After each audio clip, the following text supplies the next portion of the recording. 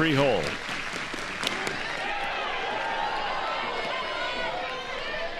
With a runner at third base and less than 2 outs. Bama yet again has a chance to strike first in the bottom half in Tuscaloosa. Usually that strikeout to walk ratio is very efficient, as well as her pitch count. Ball 1 to Audrey Vandegrift, who leads it off for a very fast Alabama offense. They lead the SEC with 97 stolen bags. Vandegrift's 45 leads all of Division I. Off the glove of Landry, charging in from second, Agbayani, and not in time. Leadoff infield single for the freshman Vandegrift. I mean, look at how already in this game that Alabama gets the bounce on a hit right back up the middle, and Oklahoma did not with that Caitlin Riley fielded ball for out number 3. And with the speed of Vandegrift to get down the line, she is a spark consistently for this Alabama lineup. Callie Hevelin digging in. Vandegrift goes. The throw from Hicks is high and into center field. Agbayani is there. Vandegrift's first stolen base of the series against a freshman catcher, making her 3rd start of the season. Yeah, challenging her right off the bat. She is a green light speedster over at first base, going to be able to take bases left and right. That's why she has the most stolen bases in Division I as a freshman. Absolute game changer on the base path for Alabama. All state in the 100 and 200 meter dash in high school. Won a number of state championships.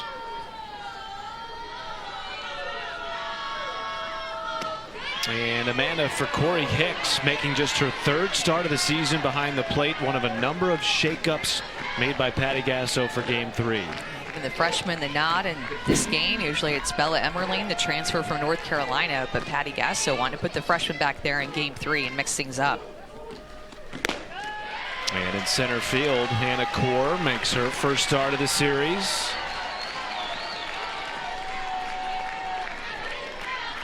And at first base, Sydney Barker makes her first start in the infield. She did start game 1 in the outfield and had a pinch hit home run in game 2. Hevelin. Oh, she was 3 or 4 steps up the first base line before a called strike by Scott Mayer and a full count. And we have a couple of drop ball pitchers in the circle that can throw that pitch well, and Sam Landry likes that drop ball, gets the very bottom of the zone, but Caitlin Riley on their side seeing that, taking notes. Payoff from Landry. Hevelin shoots it into right field, caught by Pickering, and Vandegrift will stay put.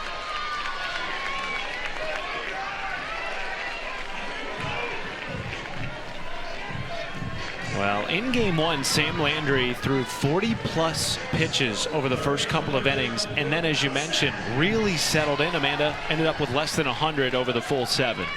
Alabama had a chance with the bases loaded against her in the first inning of that game and just could not push a run across. And you don't know how many opportunities that you're going to get against a pitcher like Sam Landry. Nevertheless, with the bases loaded, but runner in scoring position, middle of your lineup coming up early in this game, you want to be able to push her across.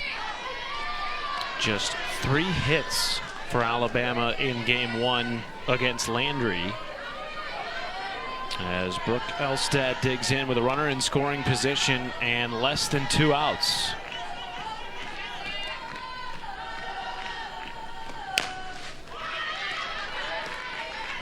And the thing about the mix-up, too, with the Oklahoma defense is that especially on the infield, you have so much quickness, so much range with who is out there right now. You essentially have 4 shortstops playing every infield position. As Sydney Barker, who's playing first base, the freshman, is a true shortstop, a natural shortstop. That's what she came in as. Pop up left side, that will find the seats. Foul. But the speed at which Nellie McEnroe Marinas can close in on balls over at third base, the lateral quickness of Gabby Garcia at shortstop, and same thing for Agbayani, who can cover so much ground. This Oklahoma infield is tough.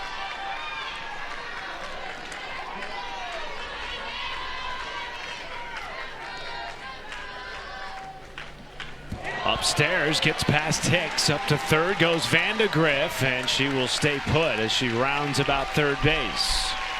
A rare wild pitch from Sam Landry. Well, and nobody was covering home, so Corey Hicks got the bounce, but home plate was left open. That's why you saw Vandegrift take a couple of extra strides toward home. Go ahead run at third, and the 1-2 count to Elstad. Bouncing ball. Landry looks her back to third. The tag at first is in time. Boy, that was bang bang and heady play by Barker at first. And Vandegrift stays put, 2 outs. Surprised to not see Vandegrift go immediately off the bat. Ball on the ground, headed toward the right side with her speed. She should have scored all day. But a really athletic play by Sydney Barker to be able to take this throw and make the tag. Sam Landry fields her position well, but with the speed of Vandegrift, I would have liked to have seen her push the envelope there with a chance to score. Well, you talked about it, Amanda, early. Patrick Murphy gave us 3 keys. Start fast, defend, timely hits. They have the go-ahead run at third base, trying to strike first in this series for the 3rd consecutive game. Strike 1 to Abby Dukeshire. There's that drop ball thrown again right at the bottom of the knees, and Sam Landry picking up on that. And if you're going to get that drop ball called there, there's no need to raise it more up in the zone. One thing that she did against them in game 1 was change up her variety of pitches. So she actually threw her changeup the most against Alabama on Saturday, threw it at 31% of the time, and then her rise ball at 24% of the time. Both of those pitches are about an 8 or 9% increase from her regular pitch usage. There is that changeup. It is her favorite pitch. She feels very comfortable to throw that pitch in any count, but on the season, throwing her changeup at 23% of the time. In game 1, 31% of the time. Ahead in the count again, 1-2. And gets out of the inning. Both pitchers stranding a runner on third base. Is just on everybody's mind right now. So is the guy who sung the national anthem tonight. That's right. Rocked it. He did do a really good job. More of a country flair twang to it. It was very good. Well, we are in the South, so a twang just seems appropriate for a Monday night anthem. It may be a contender for Montana's wedding. There you go. No score after the first inning. Sydney Barker digs in.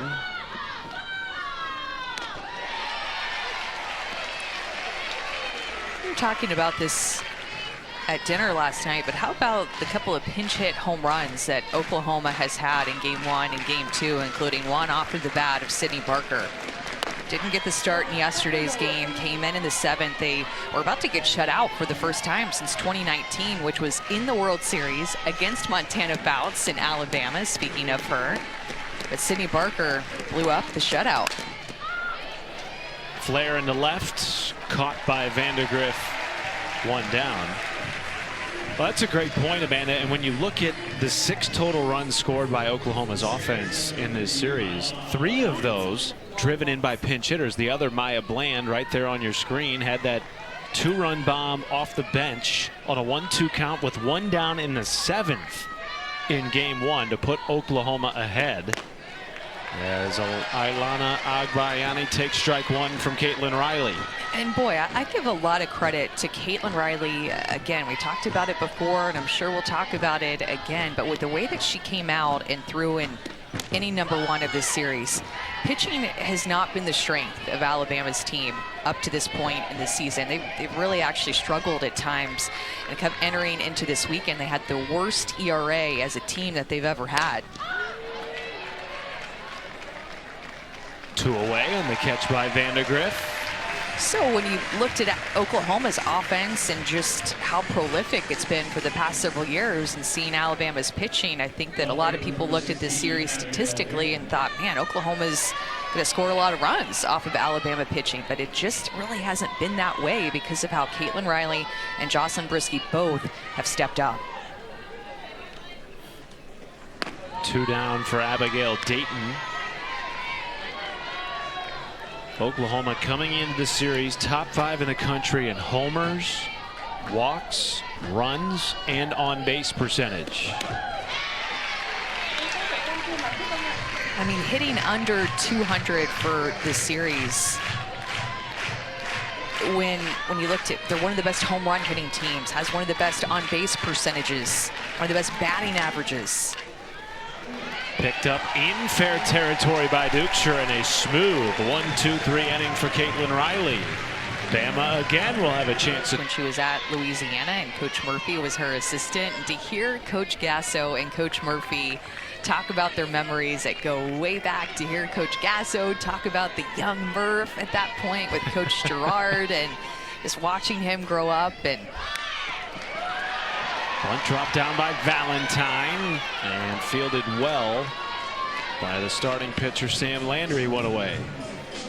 And believe it or not, we went to the Wayback Machine and found this picture of Patty Gasso at Long Beach City College when she was the head coach there from 91 to 94. And she told us that she was just so excited that Coach Gerard and Coach Murphy was recruiting one of their pitchers to go and play D1 back then. And she said, I remember handwriting letters to highlight our players. Remember, there was no texting, there's no YouTube videos that you can watch at this point, but just to hear her talk about the memories of going back to just where everything started for her coaching career was really cool, and how it overlapped with Murph.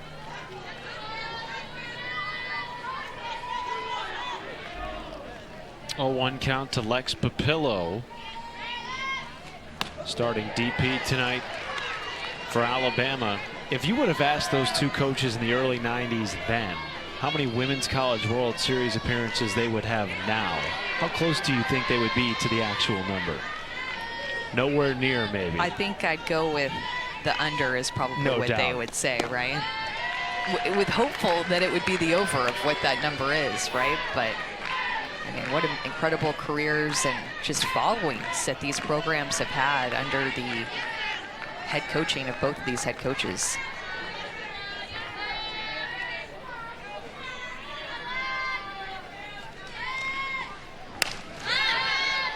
Alabama has been to 4 of the last 5 Women's College World Series.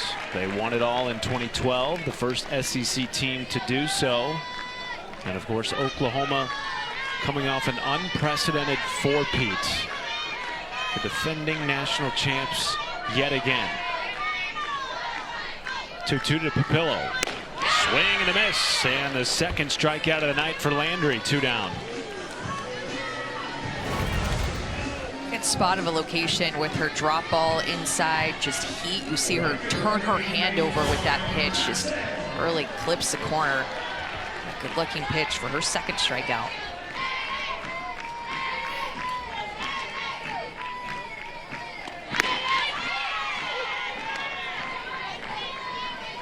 Lauren Johnson has hit in 8 of her last 9 SEC games. 1 for 5 in the series with a run batted in. And that caught a piece of the starting right fielder. So a runner on with 2 outs, and Saylin Hawkins coming to the plate.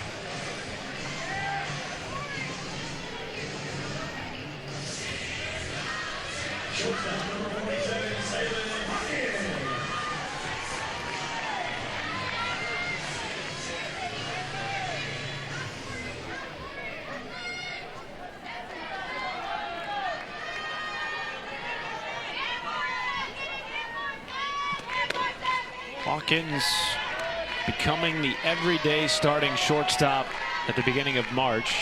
It was not that way early in the year, but as Patrick Murphy told us, she really jumped into that role with her bat. Has hit .290 since entering the starting lineup on March 4th. Chopper to the left side, caught by McEnroe Marinas, and a good stretch by Barker.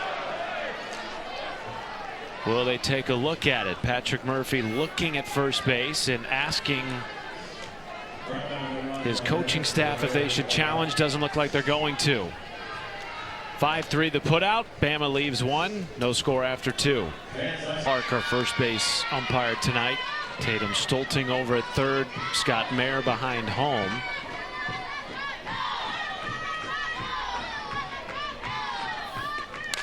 Yeah, but that 2012 national championship was pretty epic, of course, bringing the first national championship to the SEC, and little Kehlani Ricketts versus Jackie Traina pitching matchup. I mean, Alabama had 60 wins that season, a 60-8 record. Of course, Kayla Breaux was on that team as their leadoff hitter, as well as Jen Fenton, Kayla Hunt, Cassie Riley-Bocha, Amanda Locke. And on the other side was Lauren Chamberlain and Jessica Schultz. Second strikeout of the night for Riley, one down in the third. Well, that was one of 4 instances in which one of these teams ended the other's postseason. Of course, Oklahoma then bounced back in 2013 to win it all. They have 8 national titles, all under Patty Gasso, including the last 4.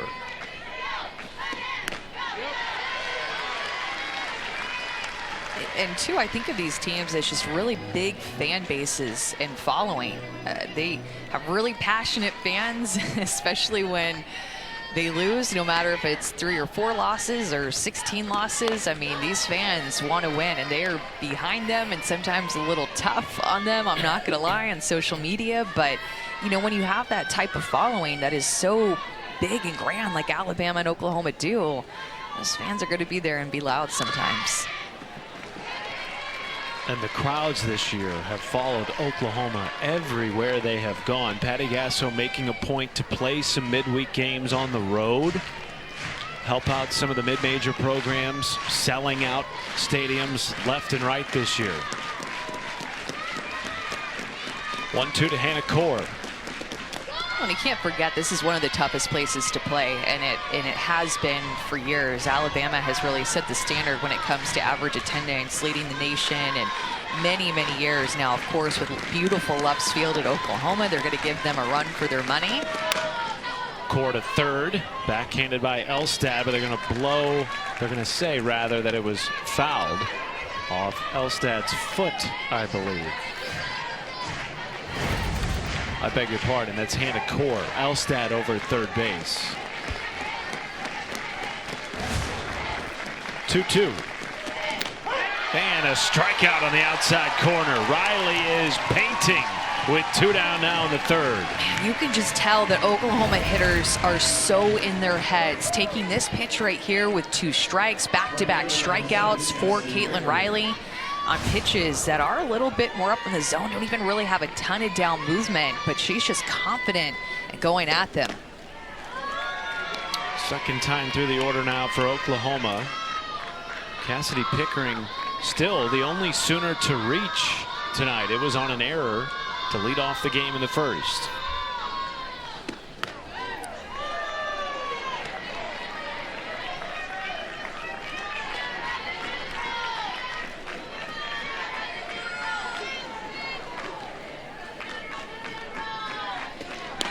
Pickering batting a team best .447 entering game 3, riding a 16-game hit streak after going 3 for 7 over the first 2 games of the series. Taking all the way, strike 1. Yeah, you said this, I believe, in game 1 or game 2, either goes, but she's been on a heater, and she's been seeing the ball really well, finding ways to get on base. Great adjustments at the plate she's been making in game. And a strike. Oh my.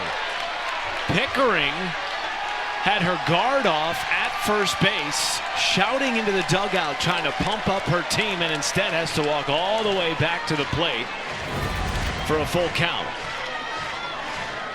This umpire back behind the plate, Scott Mayer, has had a lower strike zone. This has been called consistently. Riley strikes out the side.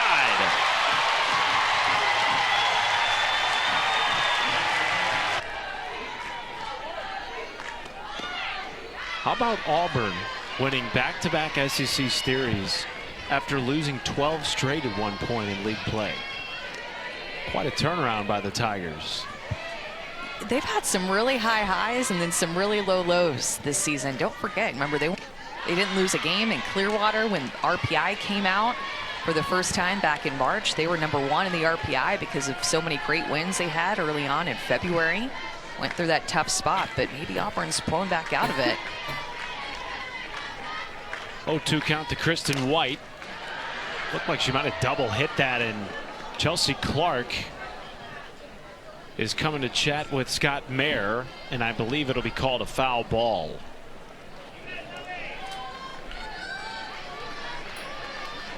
It's a good eye there by Chelsea Clark up the first base line. Kristen White makes her second start of the series. You see it hit the bat twice right off of the ground. Interesting, right? You don't see that one too often. No, you don't. And Patty Gasso's out of the dugout now. She wants a further explanation from Scott Mayer. And now we may hear from one of our umpires as they get together. Well, I'm interested to see if they end up calling her out on this double hit ball.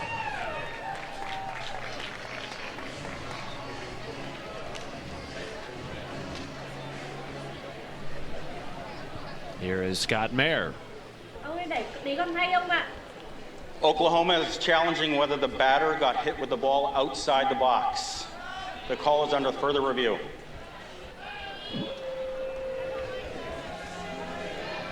And now Patty Gasso saying that's not what she wanted to challenge.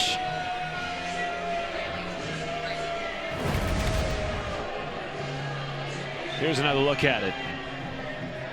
Just as a reminder, you can't challenge whether her foot was out of the box. So that's not something that they will be looking at, even though her foot is out of the box.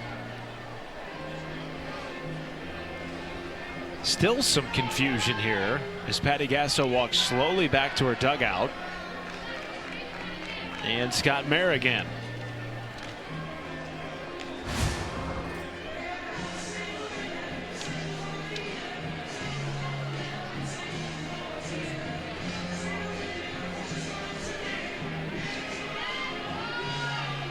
A very long time to sort this out, and we've had numerous challenges throughout the course of this weekend, including one that was very controversial at the end of game 1.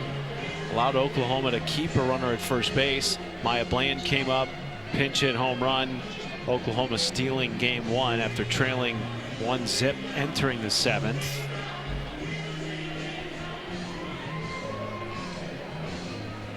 Here we go. After further review, it is a foul ball. And the call stands.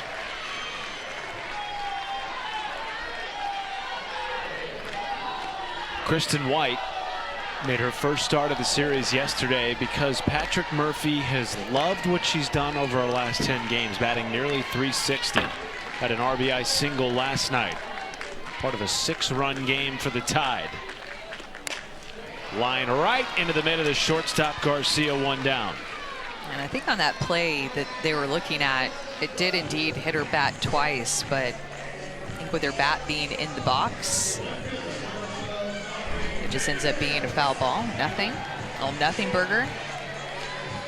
See something new every weekend in this sport, don't you? Every weekend. Oh, yeah. You're going to get tested with the rules and all the things. That might end up on a rules call on Tuesday this week. Got to be on your toes. Second time through the order now for Alabama. Audrey Vandegrift reached on an infield single back in the first. Still the lone hit of the game for either team. Right side, it will sneak through. Seeing eye single for the leadoff hitter for Alabama. It looked like Sydney Barker gave up on that ball a little too soon, maybe thinking that Agbayani was playing a little bit more in the hole. Instead, she was more up the middle of the field. You see her go for it and think, it's too far. I'm going to let Agbayani get it. She'll be there with her speed, but because she was just a step or two up the middle of the field, it sneaks through. Vandegrift stole in the first inning. There she goes. Haviland hit.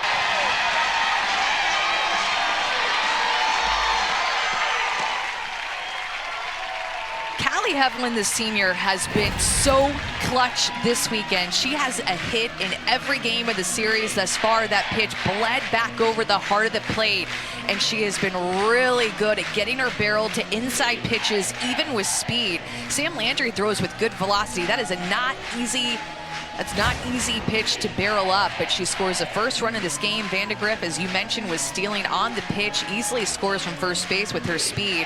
And for the third time in this series, Alabama scores first.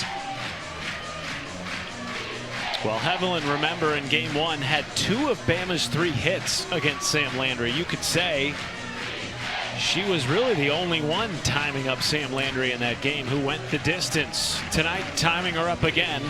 And for the 3rd straight night, Bama strikes first on its home turf.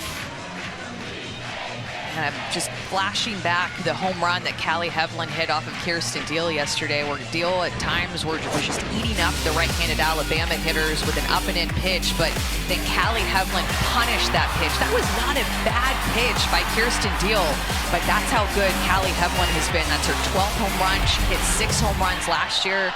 Callie Heveland having a big-time senior year.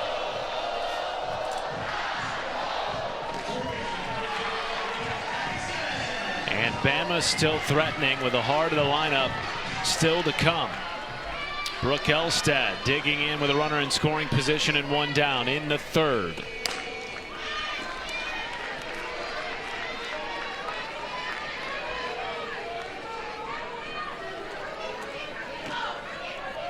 Alabama has not won a series against a top 2 ranked opponent since 2016 against Florida. That is what is at stake tonight after they took game 2 to split the first 2 games with the defending national champs.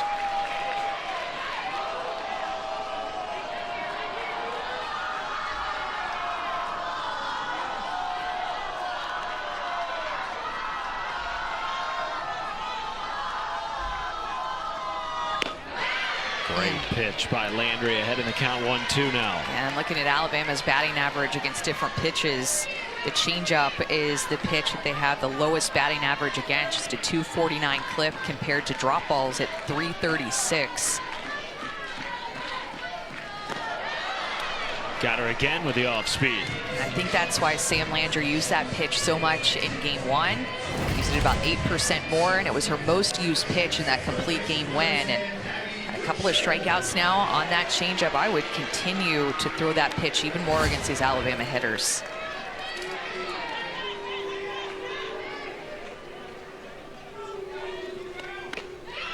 Strike 1 to Abby Dukeshire, who has homered in the series. 7 on the year for the junior, coming off a breakout sophomore campaign a season ago.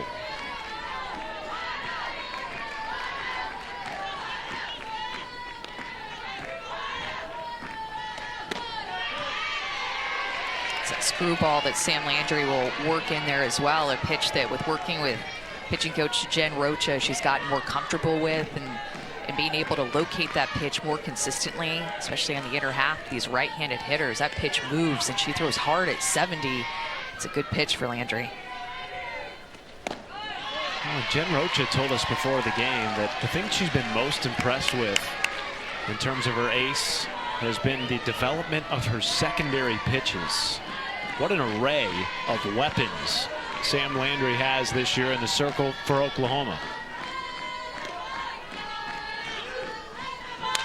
Well, she just has so many weapons. Last year at Louisiana, she threw her rise ball the most at 27% of the time, right? And this year at Oklahoma, she's using her drop ball the most. So she's really mixed up the pitch calling from Coach Rocha, who Sam Landry told me, she's like, you get here and you hear about how good of a pitching coach she is, but she is the best pitching coach in the country, is what Sam Landry said.